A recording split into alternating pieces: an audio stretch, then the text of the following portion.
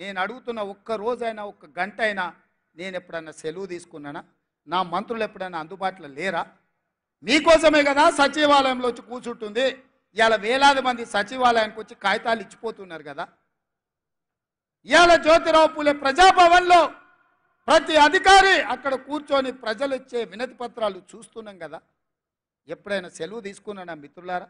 ఎప్పుడైనా అలసిపోయినట్టుగా అనిపించినా, నాకు కష్టం వచ్చినా కాలుని వచ్చినా అదిమి పెట్టుకొని ఓపికగా ప్రజలు విశ్వాసంతో నమ్మకంతో ఒక గొప్ప బాధ్యత తెలంగాణ రాష్ట్ర ముఖ్యమంత్రికి ఇచ్చిండ్రు, దాని బాధ్యతతో నిర్వహించాలని చెప్పి నేను ప్రయత్నం చేస్తున్నా కదా మిత్రులారా. ఎవరికైనా ఎప్పుడైనా ఏమైనా అన్యాయం ఏం చేసినామా?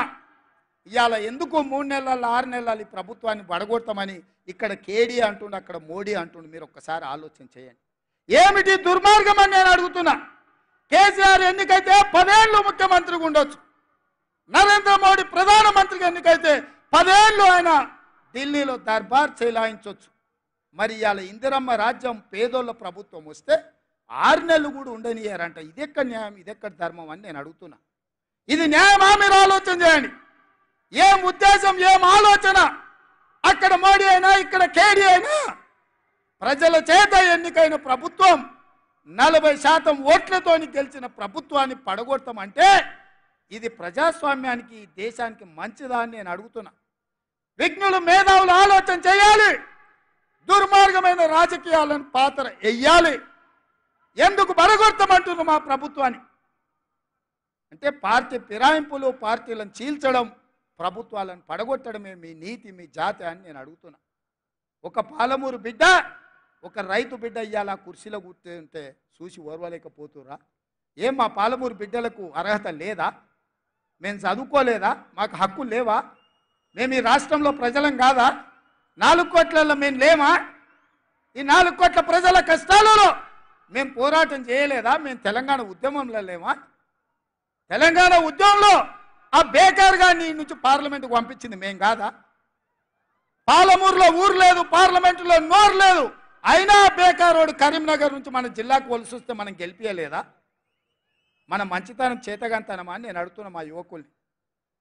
కొడకల్లారా, ఎవడన్నా టచ్ చేసి చూడండి, మా పాలమూరు బిడ్డలు అగ్ని కణికలై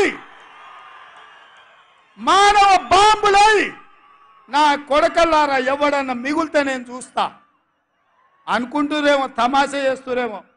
వానో వీనో సందులల్లా సకలగుల పెట్టి ఏదో చేద్దామని ఒక్కనొక్కని పండబెట్టి తొక్కి పేగులు తీసి మెడలేసుకొని ఊరేగుతాం బిడ్డ ఎవడని ప్రభుత్వం మీదకి వస్తే. ఇది ఆసామాసి అల్లాటప్పకు వచ్చిన వాళ్ళం కాదు బిడ్డ. నల్లమల అడవి నుంచి తొక్కుకుంటా ప్రగతి భవన్లో ఉన్న నిన్ను కంచెలు బద్దలు కొట్టి బజార్లకు ఈడ్చిన బిడ్డను బిడ్డ. ఇక్కడి నుంచి వచ్చినోని తట్ట పని, పార పని, మట్టు పని, ముంబాయి దుబాయి వలసలు పోవడే కాదు బిడ్డ, నీలాంటి వాళ్ళని గోతి తీసి బొంద పెట్టేది కూడా మాకు తెలుసు. ఆయనలో నల్గొండలో మాటల సందర్భంలో మా ఉత్తమన్న, జానన్న, ఎంకన్నా ఉండే మా జిల్లాలో మొత్తం గెలుస్తామన్నారు. సంతోషమయ్యా, మీరు ఎన్నన్నా గెలవండి, మా బిడ్డలు ఇంకొక సీట్ ఎక్కువ గెలిపిస్తారని చెప్పిన. నేను ఆడనే నల్గొండలు చెప్పిన. ఇవాళ మా ఎంకన్నోళ్ళు 11 గెలిస్తే మా బిడ్డలు 12 గెలిపించిరా.